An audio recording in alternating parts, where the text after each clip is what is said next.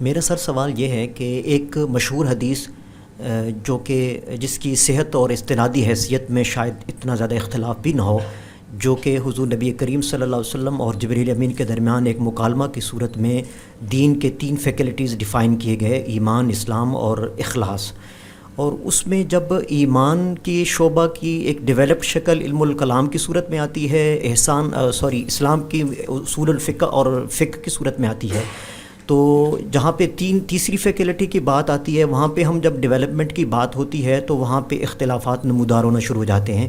یعنی ہم کبھی بھی اپنے ایکسپرٹس کو علم الکلام میں بھی اتنا زیادہ اختلاف کرتے ہوئے نہیں پائیں گے، اصول الفقہ اور فقہ میں بھی اختلاف کرتے ہوئے نہیں پائیں گے، یعنی مبادی اور اصول میں اختلاف کرتے ہوئے نہیں پائیں گے۔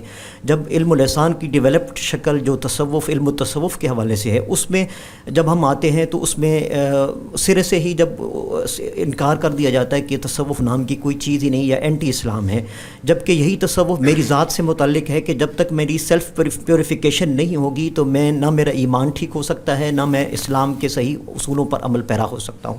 تو اس دور میں کیا ایسا نہیں ہو سکتا کہ میں اپنی سیلف امپرومنٹ کے لیے، اور جس طرح جتنے بھی کویسچن ہوئے جس میں خاص طور پہ اخلاقیات کے حوالے سے بات ہوئی ہے کہ جی ہم دین پکے مسلمان تو کلیم کرتے ہیں اپنے آپ کو، لیکن ہماری اخلاقیات اتنی پست ہیں، تو میں چاہتا ہوں کہ میں کسی ایسی اسپریچول مینٹور کے سامنے نسبت تلمذ حاصل کر کے تو اپنی سیلف پیوریفیکیشن کر لوں، تو اس میں حرج کیا ہے؟ لیکن جب میں دیکھتا ہوں کہ اسی کو جب میں کسی کی نسبت تلمذ حاصل کرتا ہوں تو مجھے کہا جاتا ہے کہ یہ تو فیکلٹی ایسی ہے جس کا دین سے سرے سے کوئی تعلق ہی نہیں۔ تو اس میں تھوڑا سا وضاحت فرما دیں کہ کیا ہم سیلف پیوریفیکیشن کے لیے ہم ایسی خانقاہ سے جڑ سکتے ہیں جو ایسا مکتبہ یا ایسی ایجوکیشن سینٹر ہو روحانی طور پہ کہ جس کے ساتھ جڑنے سے ہماری سیلف پیوریفیکیشن ہو اور ہمارا بد خصلتیں جو ہیں وہ نیک خصلت میں چینج ہو جائے، میری سیرت تبدیل ہو جائے، میں ایک سچا پکا امتی اور مسلمان بن جاؤں، معاشرے کا ایک مفید شہری بن سکوں۔ جزاک اللہ سر۔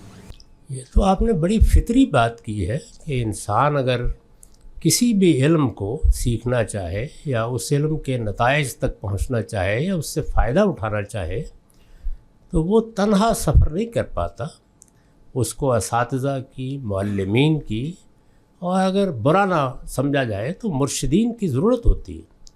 مرشد کے معنی کیا ہے؟ رشد سکھانے والا، ہدایت سکھانے والا۔ تو الفاظ میں کوئی برائی نہیں ہے، آپ کا اطمینان ہے کہ کسی شخص سے آپ مثال کے طور پر دین کی حقیقتیں سمجھ سکتے ہیں، کسی سے اللہ کی کتاب قرآن مجید سمجھ سکتے ہیں، کسی سے حدیث کا فہم حاصل کر سکتے ہیں، کسی سے عملی تربیت پا سکتے ہیں، تو آپ ضرور پائیں، اس میں کیا معنی ہے، آپ ضرور پائیں۔ لیکن یہ کہ جس کو آپ نے سیلف پیوریفیکیشن کہا ہے، ہمارے ہاں اس کے لیے قرآن کی اصطلاح تزکیہ ہے۔ یہ پورے دین کا مقصد ہے، اس کے حصول کا طریقہ یہ ہے کہ دین پر عمل کیا جائے۔ تو اگر دین پر عمل کے بجائے آپ سے کسی اور چیز پر عمل کرانا شروع کر دیا جائے تو اعتراض تو کیا جائے گا نا۔ وہ اعتراض مرشد پر بھی ہوگا اگر وہ ایسا کرتا ہے، معلم پر بھی ہوگا اگر وہ ایسا کرتا ہے۔ اس لیے اعتراض سے نہیں گھبرانا چاہیے، بنیادی ضرورت اپنی جگہ طے ہے۔ سوال یہ ہے کہ مجھے یہ شوق پیدا ہوا کہ میں اللہ کی کتاب قرآن مجید کو سمجھوں، تو میں نے اپنے شباب کے زمانے میں، اوائل عمر میں تلاش کیا کہ قرآن مجید کے بڑے علماء کون سے ہیں، ماضی میں کون سے ہیں، آج کون سے ہیں۔ یہ تو بڑی فطری ضرورت ہے۔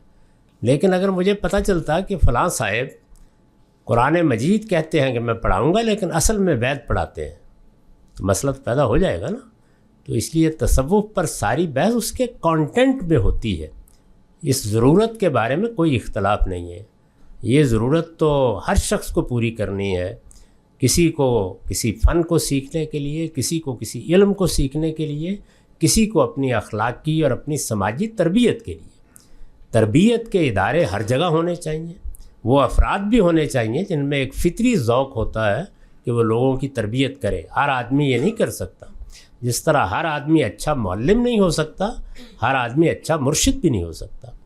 مرشد، معلم، اسی طرح سے ارشاد کے، تعلیم کے ادارے، یہ سب انسانی ضرورت ہے، ان سے کوئی اختلاف کرنے کی جسارت کر ہی نہیں سکتا۔ یہی بحث ان دنوں ہمارے بارے میں ہوئی، ہم نے کہا کہ ہم ایک خانقاہ قائم کر رہے ہیں۔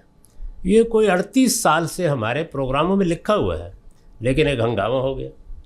یہ تو ضرورت ہے. یہ ایسے ہی ہم مدرسہ قائم کر رہے ہیں, اس میں کیا چیز پڑھنی پڑھانی ہے یہ زیر بحث ہے. تو آپ کو اگر مثال کے طور پر تربیت کے لیے آشرم میں بھیج دیا جائے اور وہاں آپ کو میڈیٹیشن کے وہ طریقے سکھائے جائے جس میں 3 خداؤں کے ساتھ تعلقات پیدا کیے جاتے ہیں, تو اعتراض تو ہوگا نا اس پر.